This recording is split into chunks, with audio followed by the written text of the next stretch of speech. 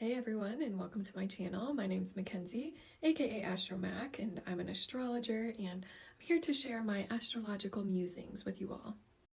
Today, I want to talk about the big astrological and astronomical event we have this week, the total lunar eclipse happening in Virgo. Depending on where you are in the world, it's happening late tonight or early tomorrow, but I'm in Central, so it's happening at 1:54 a.m. Central Time. And it's happening at 23 degrees and 54 minutes of Virgo. So this is a total lunar eclipse. You might also see it be called a blood moon. And that's because when the Earth passes between the sun and the moon, that's what happens during a lunar eclipse, the sun's light to get to the moon gets eclipsed by Earth. And so the only light that is able to actually get around Earth is those lower wavelength colors, aka red. So it casts like a red light onto the moon. And so that's why they call it a blood moon. And there's a lot of superstitions around whether you should watch a total eclipse or if you should, even be outside or eat or drink anything during an eclipse. I personally have done both. I've watched a whole total lunar eclipse before and it was really cool, honestly, and I can't say that anything like awful ever happened to me after that. I think it's really up to your own intuition and your own belief system. So yeah, you can watch it if you want, or you can choose to, stay inside. Anyway, on to what this means for you personally. With this eclipse, you can really think of it as a really potent and intense full moon, because that's what lunar eclipses are. They are full moons. But because of where the lunar nodes are during this time, the Earth is aligning with that. And so this is when the Earth really obscures the sun's light from the moon. And so it just makes all those full moon emotions just more intense and just like right in our face. So we can expect for heightened emotions and big emotional releases and things being released and revealed and illuminated in a really big way. And with eclipses, this tends to bring those plot twists and turns and just like those plot thickening events in our life. Because this is a total eclipse, so the moon will be totally obscured from light, that makes this a little more intense, rather than like a partial eclipse where the moon is only partially eclipsed. So that can feel kind of ungrounding and like activating to our nervous system, and again, those big emotions and even like sleep disturbances. It's also a south node eclipse, meaning that the moon is close to that south node, so it's going to be a time of release. But as this is the first eclipse in the Virgo Pisces axis, this is just kind of like the beginning of the release. It's like our introduction into those eclipses that'll be happening in the Virgo Pisces axis over the next couple of years. Because this eclipse is happening in Virgo, this is going to be a time where we're going to be like simplifying and purifying our lives and releasing those old, outdated, unhelpful habits. Like, those habits that you do that kind of like just take up time and they don't really serve you. This is going to be a time where that may be brought even more to your awareness, because it wants to be released. This is also going to be like releasing the need to control and releasing being like overly critical of ourselves and others and releasing those perfectionistic tendencies. Something I've come to realize on my own life journey is that those like desires to be like perfect and, make sure everything is just so, it's actually a self-sabotage. And it's like holding yourself back. And so this is going to be a time to release that, and in order to keep moving forward and keep expressing ourselves.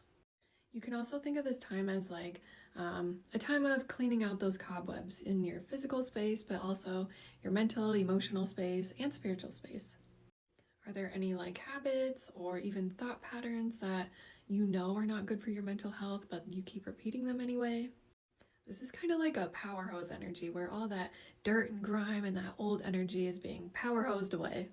It's very much like out with the old and in with the new.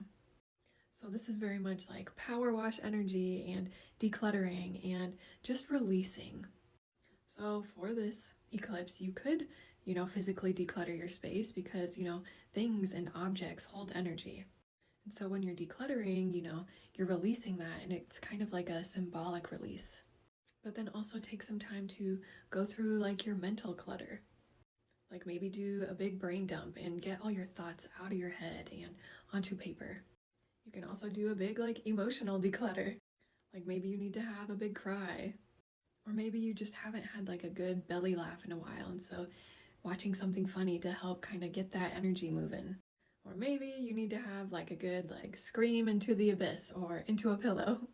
However this energy comes out, think of it as like you're just cleansing out your nervous system of those things that don't serve you anymore. Because of Virgo's very analytical nature, we may be finding ourselves kind of like way over analyzing our emotions, kind of going into like those thought loops. So it's going to be really important to try and ground yourself today and tomorrow and really over the next couple of weeks when we're in this eclipse season energy. Like we want to be fully in our bodies during this time, because that'll really help with some of those excessive thoughts we might be having. Especially because we're in the middle of Pisces season, and so sometimes our imagination can kind of get the better of us. So getting outside and grounding yourself, getting your feet in some grass, or whether it's meditating or exercising or eating those like grounding, nourishing foods and making sure you're well hydrated and also getting enough rest. Because eclipse seasons tend to be these times where it just feels like everything's really accelerated and really intense and moving really fast, and there's a lot happening at once, and it's kind of like we're just in the thick of the plot. And so it can be really exciting and eventful, but if you're used to things kind of moving more slowly, it can feel kind of ungrounding. A lot ungrounding. Because it is a time of, changes and redirections and personal evolutions as well as collective. Big transformation energy. So even though it might feel a little stressful or anxiety inducing, it is a time of growth. And if we can use this eclipse energy in any way, let it be for growth and healing, because Virgo is the healer after all. Now, this eclipse is opposite Saturn, trine Uranus, and it's also sextile Mars. So this might be a really activating eclipse where we might be experiencing unexpected changes. And those structures in our lives might feel a little like shaky or less secure. But what's happening is those structures that aren't meant to be in our lives anymore are the ones that are, crumbling down or falling away. So anything that's like wobbly or unstable is going to be replaced with something more sturdy and long-lasting, and more aligned with where we're wanting to go in life. Now, all of this being said, things may not be entirely what they seem under this eclipse, because the ruler, Mercury, stations retrograde just one day after this eclipse. It feels like the universe is saying like, wait a second, and it's inviting us to reconsider and revise whatever the situation is.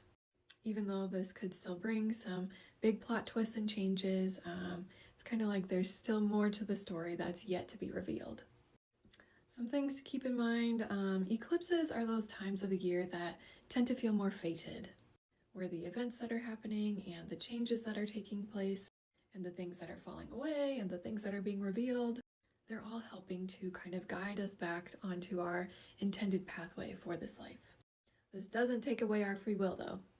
We are still the ones who are in control of our response and our reaction to these things.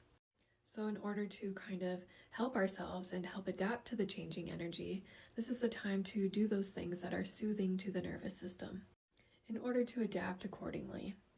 It's like being a tree in the wind, just kind of move with the wind and the currents. Try not to resist it though, because that will make things feel more difficult and less comfortable. Also keep in mind that everybody experiences this eclipse season in their own unique way, where some people will be experiencing like more obvious and external changes.